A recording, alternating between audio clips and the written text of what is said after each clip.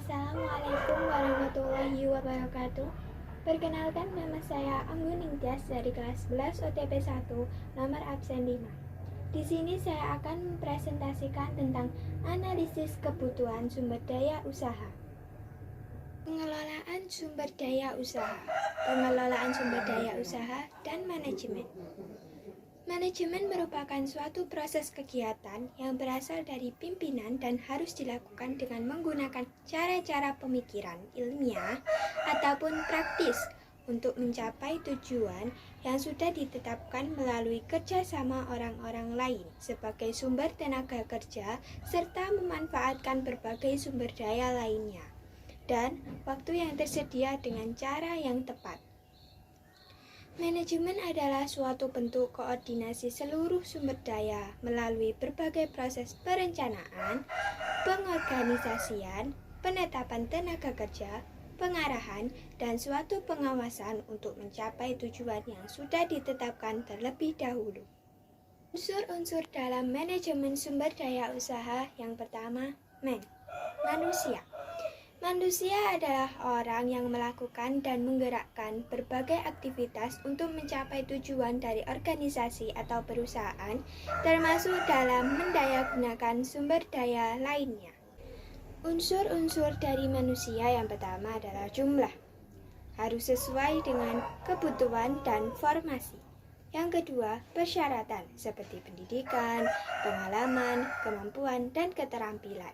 Yang ketiga, komposisi, contohnya seperti pelaksana, pimpinan, administrasi, dan teknis. Dua, ada money atau uang. Dan yang ketiga adalah machines atau mesin. Yang keempat ada metode atau methods. Yang kelima ada material atau bahan. Yang keenam ada market atau pasar. Yang ketujuh ada information atau informasi. Pengembangan sumber daya manusia dalam bisnis retail ada tiga. Yang pertama adalah memberikan pelatihan, yang kedua penerapan atau implementasi, dan yang ketiga ada evaluasi. Manajemen sumber daya bisnis retail. Sumber daya dalam bisnis retail.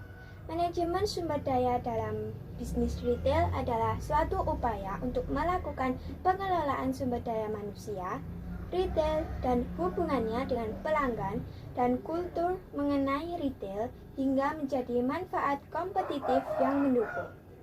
Perbedaan pengelolaan sumber daya manusia bisnis retail dengan bisnis lainnya dapat dilihat dari yang pertama, jam kerja karyawan berbeda dengan perusahaan pada umumnya. Yang kedua, penekanan terhadap kontrol biaya. Yang ketiga, perubahan demografi pekerja. Pelaksanaan dan pengelolaan sumber daya manusia bisnis retail yang pertama harus memiliki keterampilan analisis. Yang kedua, memiliki kreativitas. Yang ketiga, mampu mengambil keputusan. Yang keempat, fleksibel. Yang kelima, inisiatif. Yang keenam, leadership. Yang ketujuh, mampu mengorganisasikan pekerjaan. Yang kedelapan, spekulasi. Perencanaan sumber daya manusia.